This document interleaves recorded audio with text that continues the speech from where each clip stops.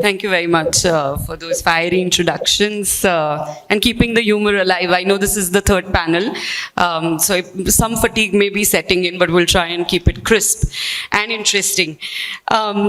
Where I like to sort of start thinking about Proptech is to try and figure out what is Proptech, right? Adding a tech suffix to anything is so cool, in vogue, etc. But what is this technology really doing for us? I come from I'm an architect. I don't understand technology. So, but I come from the brick and mortar side of affairs, right? So I really am hoping that the panel today will sort of help us decipher what any technology can do in this brick and mortar business. But for that, I really want each of them to sort of, and I understand you're from SAP implementation, both of you are really knowledge and sales and marketing specialists. I really want you to sort of explain to the audience here, what was the problem statement that inspired you? What was the problem that you set out to solve? And then when did technology come in? Hi, good evening. My name is Sandeep, Sadh, as you know now. Good question, Aditi, about what to begin with, what Proptech is.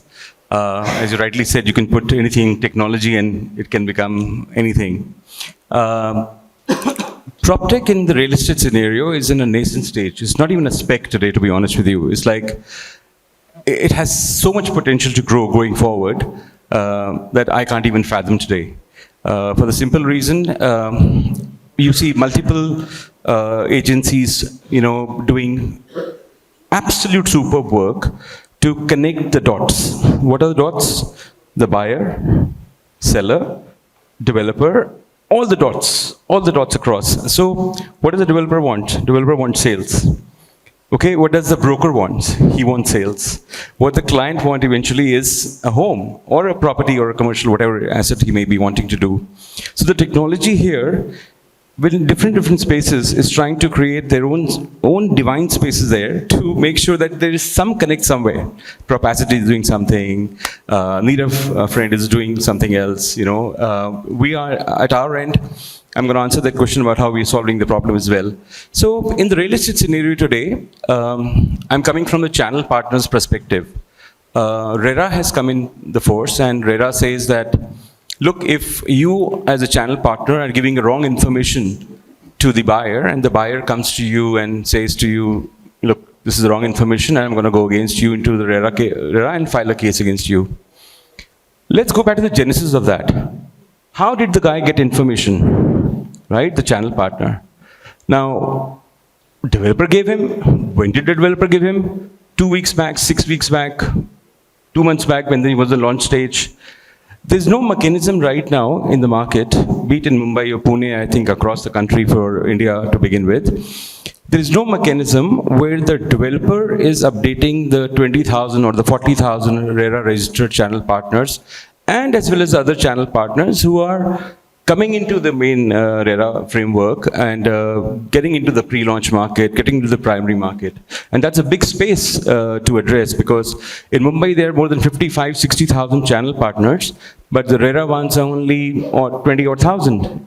And out of that also today we saw some news on Money Control. They said that 15,000 guys have so far not registered. So that means what? Only 5,000 guys. So it's this thing. So now those 5,000 guys, and with 1,500, 2,000 projects. I don't know how many projects are in Pune. I'm sorry, I'm a little ignorant. 2,000 projects here? More. So 3,000 projects. So imagine 3,000 projects data.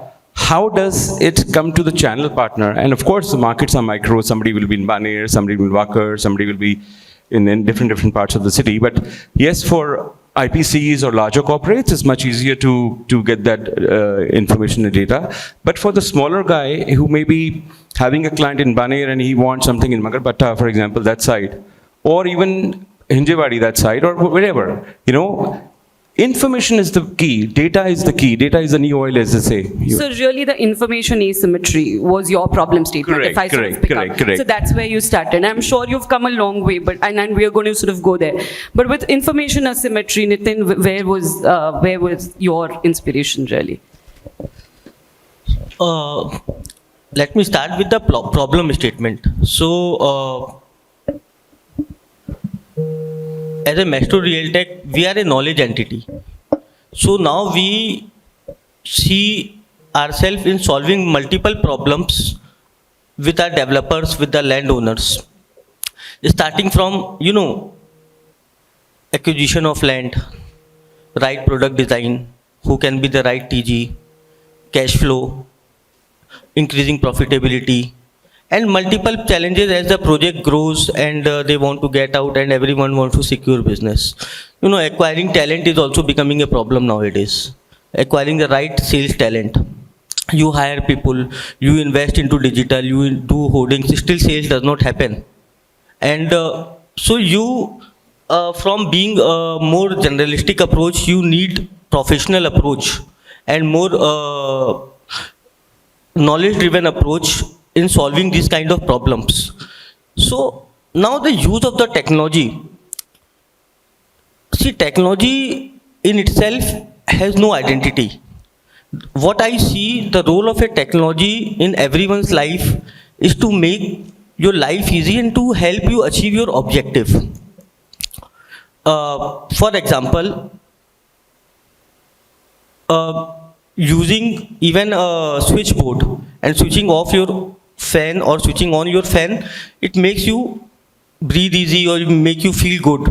So understanding those business objectives, technology helps at every stage of the business in solving your larger business problems. So and yes, of course, technology is shaping up well with a lot of digital, lot of artificial intelligence and lot of other things are coming into business. So we as an organization believe technology is an enabler in solving your larger business problems, and we are using technology in shaping up, in providing information, in distribution channel, providing the right information to our channel partners, to our customers on various platforms by using technology and taking the right decision in solving the larger business problems and taking the help of technology in solving those problems. So what I'm hearing is really you're enabling the process of buying and selling. You're making sure that the sellers and buyers meet each other, and you're using technology as an enabler, if I may sort of extract from that. Makes sense. I think also you're going to come in with a wholly different point of view, because I think all of us started with a problem statement. You started with technology. No, frankly, technology is to me secondary. First comes the challenge, business challenge. Technology enables and solves those business challenges. So technology, as he correctly mentioned, in isolation, technology means nothing. So, before even we go there, today if you see, we are making bigger buildings, we are making taller buildings, greener buildings, and we are making it faster. The government pushes towards that. What we understand, some reports I was seeing, 75% of the infrastructure that is required by 2050 doesn't even exist today. So imagine the kind of drive, potential push that this sector is going to see. Now, when that much amount of growth spurt was not there, it was still manageable. But how do you do only through people? Unless you are automating your processes, unless you have controls built in, unless you have the regulatory compliances factored. He also mentioned that getting talent is also not easy. So there are many mundane things also which can actually be done by, like, let's say a chatbot or maybe some artificial intelligence. And we see those trends happening today. So across the business value chain, whether you talk acquisition, whether you talk of a customer experience, or whether you talk of, let's say, integrated project management or a supply chain side, you talk about anything, there is a solution to that problem. It's a different matter that today perhaps we have not reached a very mature stage, but we definitely see a push happening there and we will be there. So I think you picked up a great point in terms of maturity, right? Unlike the industries that got automated really, really quickly, be it production of anything, right? From the steel to, I don't know, soaps, correct? Because they have such a standardized product, they could automate themselves. And the moment they automated themselves, they replaced machines. People by machines, and then they replaced tech or AI came in and replaced or at least replace the people who are running machines and so on and so forth. That's because I think the product was so standardized. We have nothing standardized in our industry.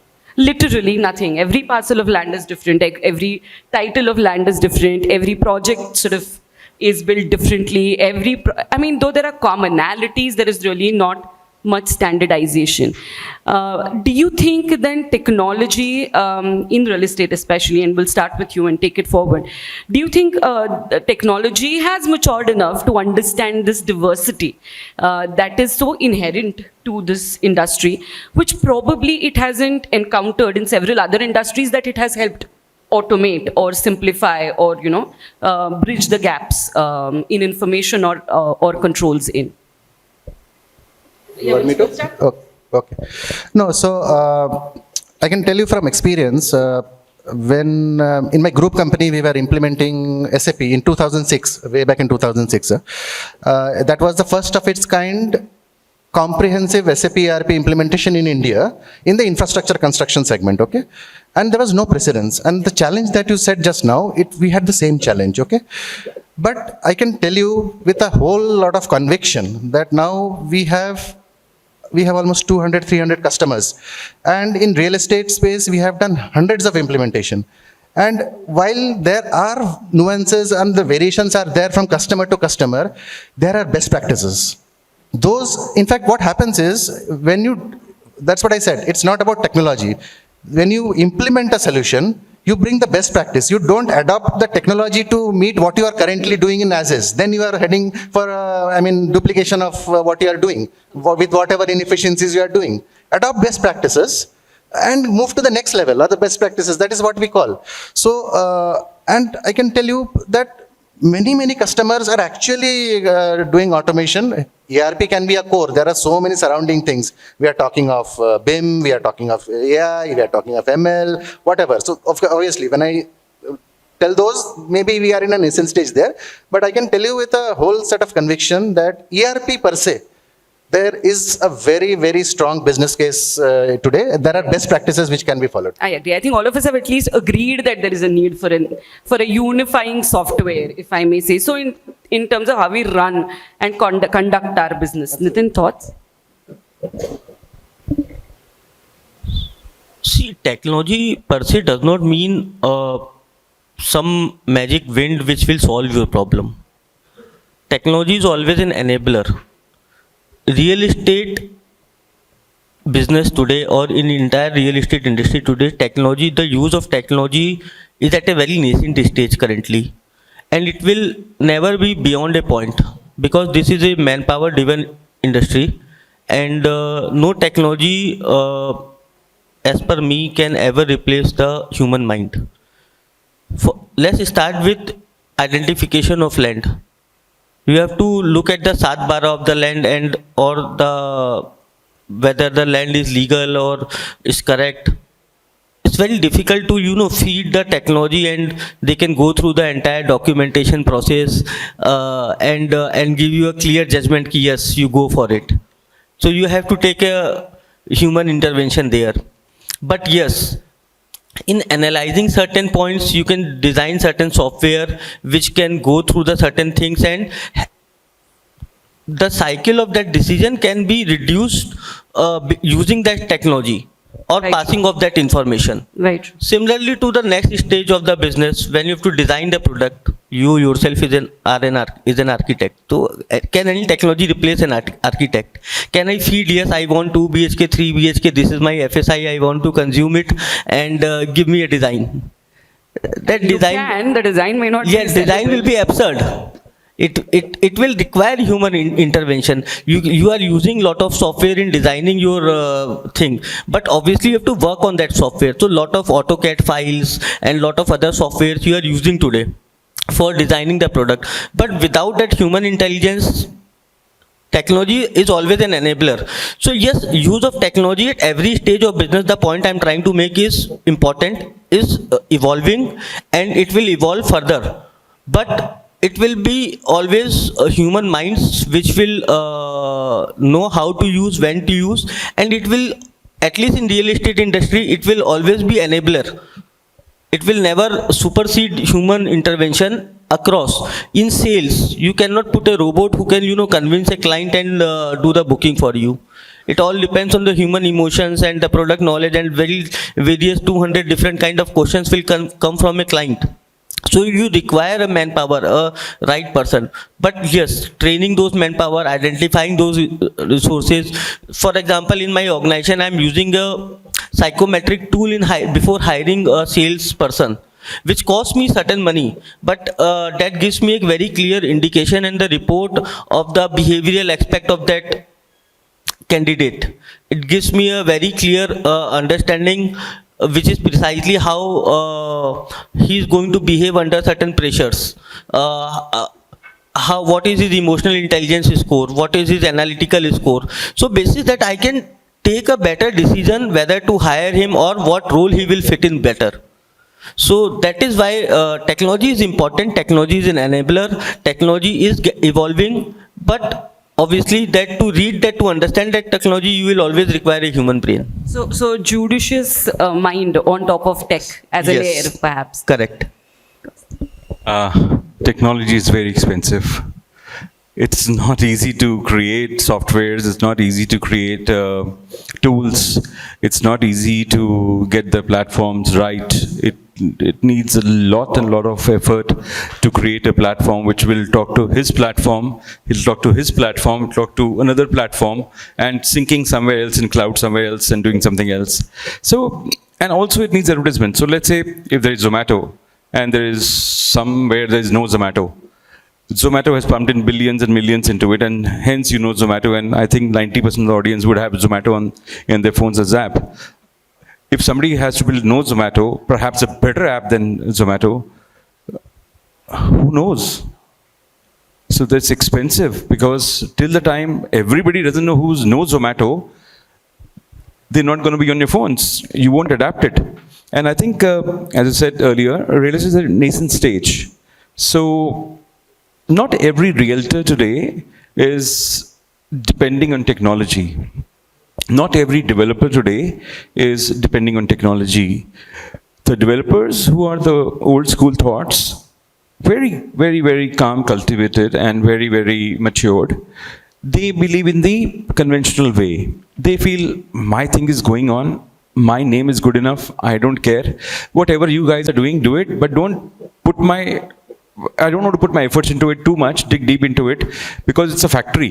It's another vertical which it's endless hours and hours and hours till the time you have the result and the returns thereof. So I think adaptation of technology in grassroots is very important. And today, the buyer today is a well-informed buyer. And he's so informed that he's going to 10 channel partners to buy one property. He's that much informed. And only thing he's looking for is a deal. And a lot of developers have a no negotiation policy or whatever it may be, So he still wants to go and hunt. So I think where I'm coming from, in the last Realty Plus in Bombay, we had a session a couple of weeks back. And there we had the same discussion that Mr. Mishra from your team was sharing that, they have some 8 crore leads and some I don't know what, I don't even remember them. It was like 0.2% or 2% conversion rate. So let's say so many people come to you and only 2 people are buying it. Means it's like a big difference there. And I think that difference needs to be bridged. The conversion to a channel partner, to a developer, of people coming to his site. Okay, and how are they coming to his site, and what is the closure rate, and the comparison analysis, and that's something I think the technology we are also trying at our is on PROPi to make sure that we have a good data analytic portion there. We have all the projects of every micro location in Mumbai, where also on lease. But we are seeing a huge challenge to bring channel partners on board, because they don't want to do data entry. They want to just go ahead and show a 2-bedroom, 3-bedroom, 4-bedroom flat, close the deal, come back home, celebrate. For keying in the data, and data is the new oil, as they continuously say, I think that is where the biggest challenge is. I think what I'm hearing is two things from you, and we'll come to the network externalities that you spoke of in terms of how expensive technology is. But I think two things that both you and Sandeep have said is the adoption of technology. I think change isn't easy for any of us, right? And it's uncomfortable. So today I went to the other Hayat because last Realty Plus was at the other Hayat. Change was difficult, even at that level. So convincing a channel partner, a realtor, to put in data so that 1 year from now it will be useful to him is a tough gig, right? Convincing a vendor, person, a purchase manager in a developer's office to feed the entire data into a SAP or an equivalent ERP system so that his boss is able to get a better view of his business. Very difficult. So I think a big barrier in any technology, and that I'm sure technology needs to work on to sort of ease, is how do you convince people to adopt? I was wondering if you had any anecdotal evidence on how you have done it, because SAP is not a very, it feels daunting when someone tells me that we use SAP. I'm like, wow, right? I mean, I'm sure you have a lot of stories. Are there any anecdotes wherein you were able to successfully convince people to change, and it didn't take you 3 years to do that?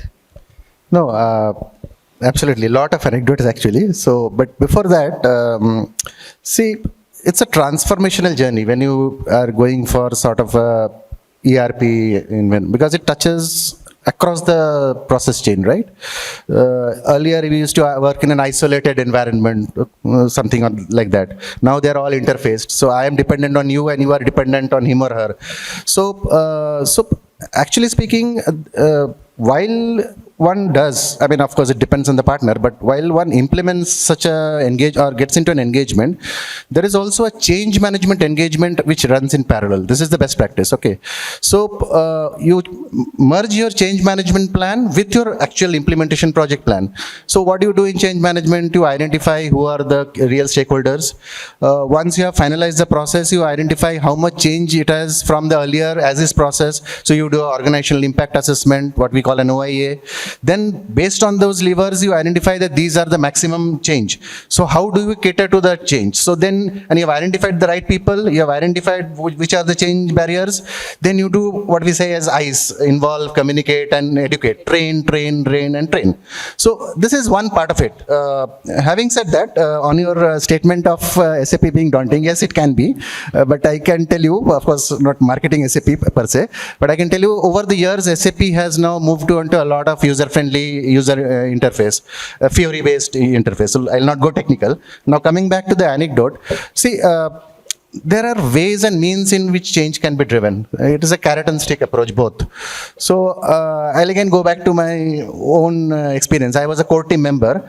And we implemented and went live at around 26 project sites. And those project sites, I'll tell you, they were not in metros. They were in places like Uri is the other side of it, hydropower projects and so on and so forth. We had projects near Kargil called Nemo Basgo. There is a hydropower project.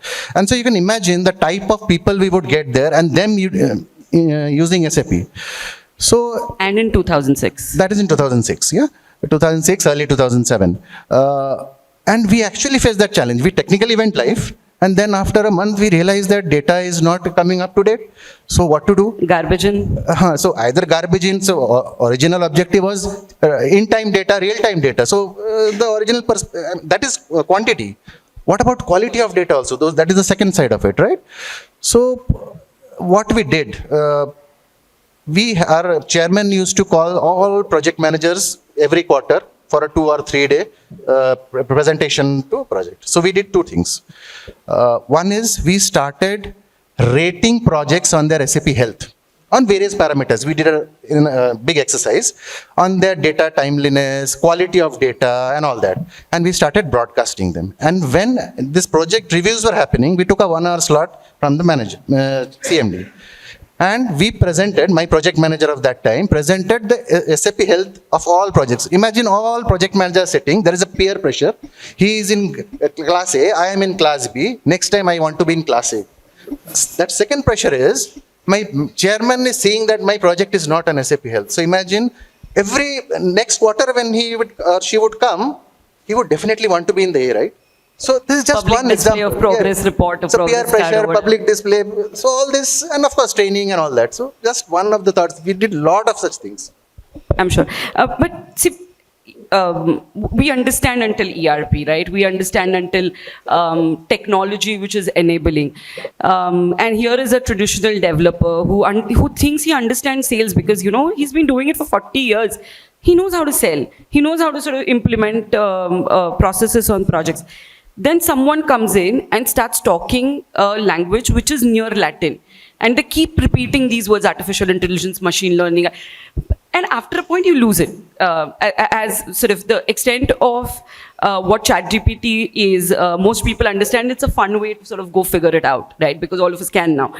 I'm sure a bunch of you all get your resume is updated through that. But nobody really understands what's behind the box. So if technology was a tough sort of understanding, ability to adapt to this next frontier of technology, which is AI ML, is even harder. As I think, sort of last couple of thoughts, I say, how do you see AI ML impacting your day-to-day business, say 5 years from now? Where do you think, I mean, how would we all be talking about AI ML? Right now, it's just buzzwordy thing right now. So why don't we start with you? Sure. AI, what we have done is very simply, we have centralized a lot of data. And the way we have done it is that this is just to showcase you an anecdote of what we have done, and then, you know, you'll understand. So we took a realtors in Mumbai. So let me just share with you what we're doing, all of you. We have a chatbot on our website. So all our leads go on the chatbot. So we don't have a callers team anymore in the office. We have straight transferred the lead from the website to the chatbot. So what happens is that when somebody hits a chatbot and he gets a hi automatically, and let's say if he shortlisted a property and he says hi, automatically all the details of the properties go to him. So as a company, we are doing that for ourselves. But at the same time, we have created a chatbot for the channel partners, which the base remains the same. But the beauty of that is that the broker can get all leads over a period of time. We have not launched that complete module as of now. Right now, we are under training the chatbot, so to say, at our end, and we are experimenting it ourselves today as to what can it do for us, and then go for the industry. In fact, what we are right now experimenting with the builders' offices.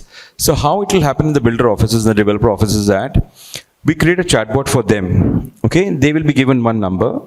They can put that number on their QR codes across their sites. Their sales team can have it, and all the channel partners can have access to that one number, and all the developer projects will be automatically sent to the developer, which takes care of my problem of sending the information. So we are calling it data on demand. Okay, DOD. So what happens is, like, he needs some information of Mumbai and he's in Pune right now. He just needs to go to a number there on a chatbot, and on the master chatbot of PROPi, he can get that information, or he wants to go to the developer chatbot. That's his outlook. He can go to a Raheja or a Hiranandani or a Robert chatbot and get it done. And as a customer, I don't even know that All this this is AI at the back. exists, right? yeah. That's So the AI awesome. there is beautiful. So what we've done is we've collected all the data across the MMR region of all the properties, and we have a team of around 10 people in the office getting this data out from developer office. And I can tell you something, it's a challenge. I have a blood pressure every second day dealing with the team, because they say, oh, I can't find that guy. I said, hang on, that guy has put in Times of India ad, right? He's put crores of money, and you can't find that guy and update data and get an e-brochure. If you can't get it, how can a your buyer get it? customer? So what we are doing again is that on the chatbot, we are creating 3 verticals, one for ourselves, one for the channel partners, one for the developers, and one for the consumer as soon as we are ready with the entire thing. So now imagine, as a consumer, you want to know what's happening in Worli. You can just say Worli and bingo, all the 3 bedrooms, 4 bedrooms with all the details of the projects, everything comes down through. So the AI behind, especially now for the developers I'm coming to, which is the AI tool. So we realized, let's say, if Nitin wants to launch a new project tomorrow in Bandra, and Nitin is not from the Bandra market, he may be from the Worli market, okay, but he wants to know all the key players in the Bandra market. So what we've done is, we have taken channel partners, agents, entire ecosystem, where all he has posted on 99 acres Magic Bricks, where all he has put on WhatsApp groups, what is his address in RERA, which are the developers who have earmarked him in RERA. So the whole data, we have put it and sent it out, and now when Nitin wants to launch a project in Bandra, we'll give him the A-listers and say, okay, Nitin, this is the top 20 or 50 or 100 guys, you talk to them first, Correct. then you talk to whoever in the market.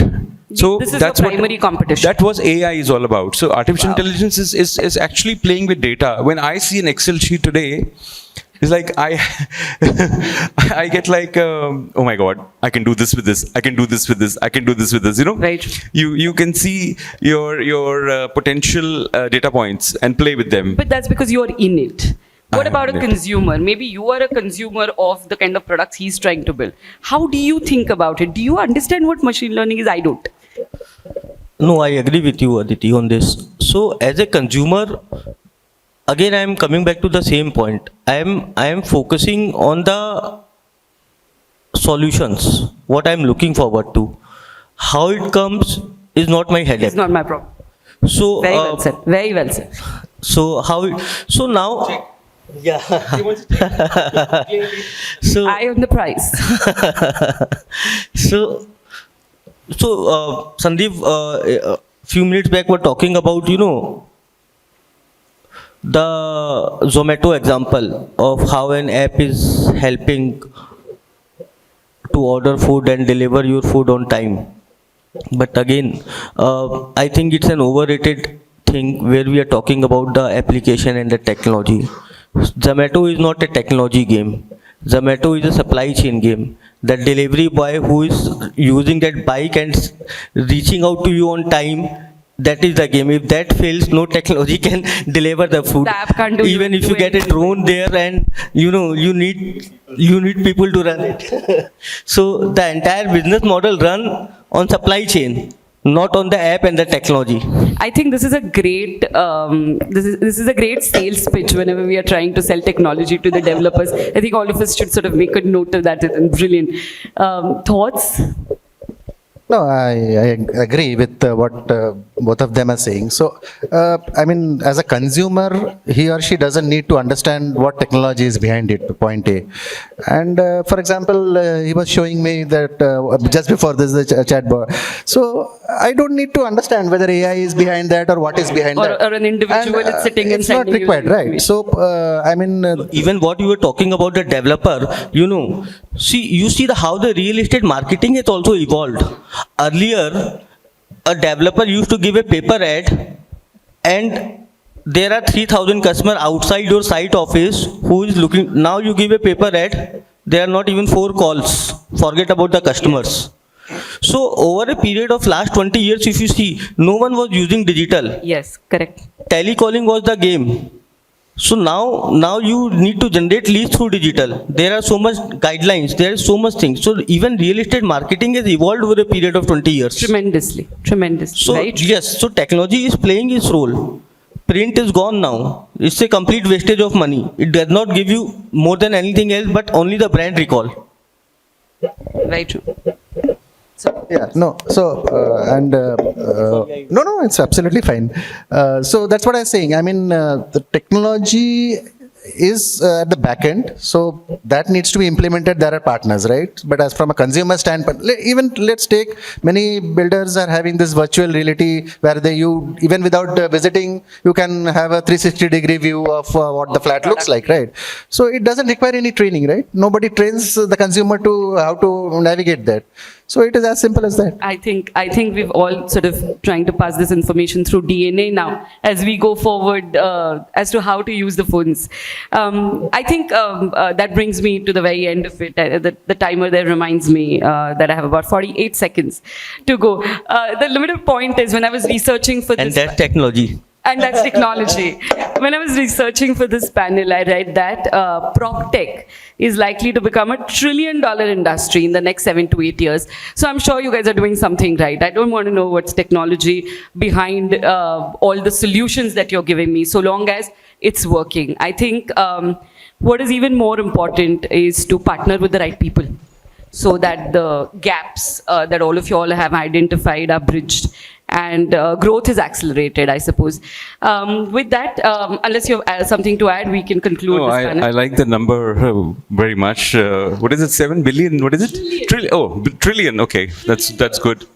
Well, it's going to take time. It's going to take time. And the more and more people, when it comes to the consumer hands and becomes easy to use, and it has deliverables very, very clearly defined, and everybody falls in line with it, I think that's going to be the day. And internationally, because what can happen in US can also happen in the housing industry in Dubai, and also can happen in Singapore and Mumbai and India and in Chandigarh, and Lucknow. So it's all about adaptation end of the day, and the easier the tool becomes, the standardized the whole thing becomes. The data which is coming from different sources, if that gets refined, if that gets really, really easy to look through, like a person like me can say, yes, this is going to ease my life. Yeah. I think then the I think billions we are and more- trillions are... And the $1 trillion can happen. Can happen, yeah. And for everyone put together. It's not No, I just like one the stakeholder.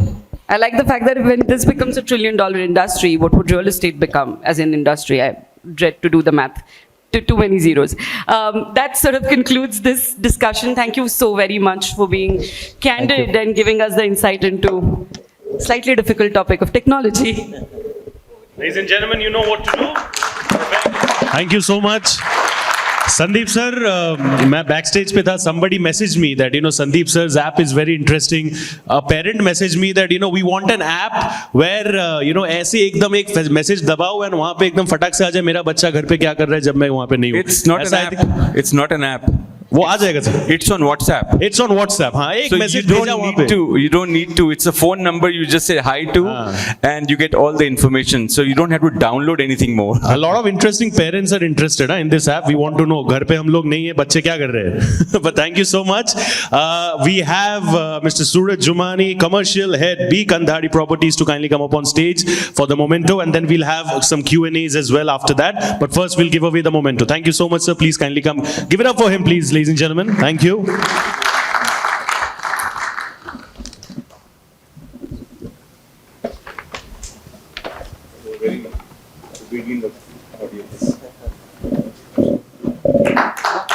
Yeah, maintaining the timing game. Thank you.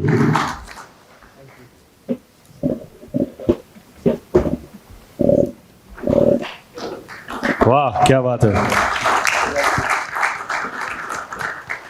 Let's do like a little competition. Whenever the clapping thing starts, I hear people from this side clapping first. So देखते कौन सा side पहले clap करता है. And let's compete between each other. Come on, let's motivate each other. Come on. चालू हो गया वहाँ पे. You guys are lacking a little behind. ना थोड़ा सा और जल्दी. Come on. Thank you. We'll do a group photo as well, sir, with all of you together. And then I'll have questions as well. Does anyone have any question over here? हाँ, sir. बहुत सारे एक साथ. दो ही आँख हैं, मैं एक साथ नहीं देख सकता. 1, 2, 3. Okay, cool.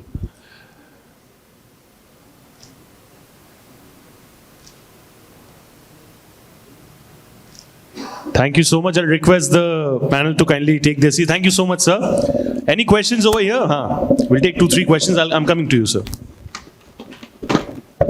Hello everyone. So we discussed that the technology is the enabling factor of the decisions, and it is a sort of communication that we have with our buyer online. But still, majority of our decisions, majority of the buyer's decisions still depend upon the touch and feel of the site, and hence, the final decision 90% of the time is taken when someone from the family or the person himself visits the site. So often we are being compared with other industries, wherein FMCG and automobile, wherein we end up buying tons of products in our lifetime in FMCG and probably 8 to 9 automobiles in our lifetime. But home buying is something that it's once or twice in a lifetime decision. Do you think technology is going to take over that touch and feel of the site as well online, or how far is the tech going to go? And if it is going to go there, would that be acceptable? Or I'll take this. See, real estate has always worked on the ROPO model. Research online, purchase offline. So, because of the sheer large value of the transaction and Indian mentality, it is very, very difficult. We tried couple of times doing online launches. Customer give the token only on the condition that if he does not like the product, he will not, he wants a refund, even token, and that too of a very insignificant amount of even 45,000 rupees. So when you are buying any tangible product in India, it is very, very difficult, and that too of such a big ticket size is very difficult. You know, whether you create a virtual tour or you send a 3D video or virtual reality, whatever you do, people want to come and see the place, and they not only come themselves, they want to show it to their family. They take a certain sense of pride, you know, it gives them that kind of satisfaction. So it's very difficult. So they will research online, they will understand online, but the purchasing will happen, the buying will happen offline. Please, sir. Yeah. See, your question is very good. Thank you for asking. I have a very simple answer to that.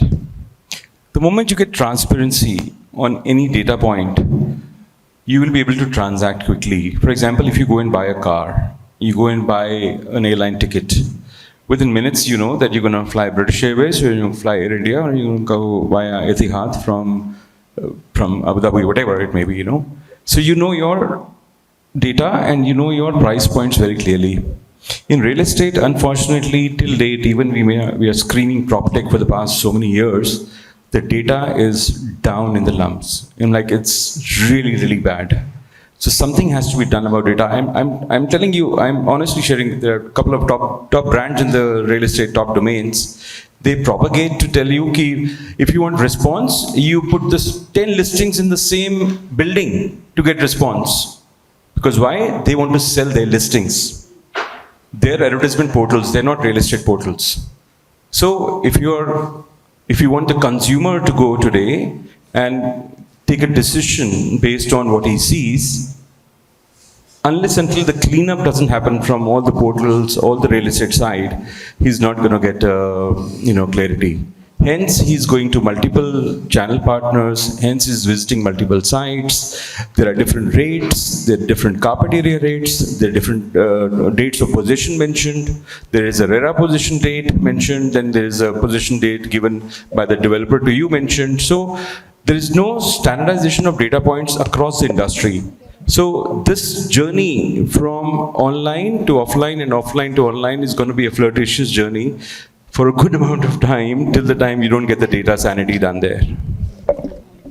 Even customer is not even aware of he is speaking to a developer or a channel partner or someone else, and the same property, same project listed at 10 different prices. 55 lakh starting hashtag, starting 53 lakh, someone will say 60 lakh. Customer is confused, and that is the adverse effect of the technology. With a star on top, right? Asterisk. Thank you. We can take one or two more questions. You have a question? Huh. AI has done a lot of changes in the real estate. We had a 2-hour, NAR India had organized a 2-hour training for all the members.